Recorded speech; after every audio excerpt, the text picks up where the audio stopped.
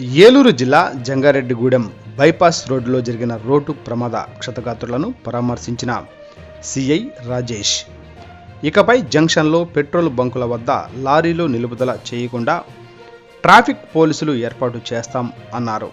అదేవిధంగా petrol bunk యజమానులకు కూడా అవగాహన కల్పిస్తాం, మరోసారి ప్రమాదాలు జరగకుండా జాగ్రత్తలు తీసుకుంటాం అని సర్కిల్ ఇన్స్పెక్టర్ రాజేష్ అన్నారు.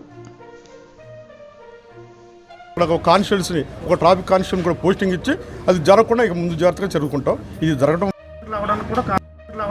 ప్రతిరోజు కూడా అక్కడ లారీలు ఆపుతుంటే కొంచెం వాళ్ళని కూడా మనం పంపిస్తూ ఉన్నాము. ప్రతి ఒక్కరు కూడా మా బీట్ కానిస్టేబుల్ కూడా వస్తున్నారు. అక్కడ వేరే వెహికల్స్ ఏవి కూడా ఆగకుండా మేము పంపిస్తూ ఉన్నాం. ముందు కూడా అట్లా కాకుండా ప్రత్యేకంగా అక్కడ పీక్ అవర్స్లో ఏదైతే ఉన్నాయో అక్కడ ఒక కానిస్టేబుల్స్ని ఒక ట్రాఫిక్ కానిస్టేబుల్ కూడా పోస్టింగ్ ఇచ్చి అది జరగకుండా ఇక ముందు జాగ్రత్తగా జరుగుకుంటాం. ఇది జరగడం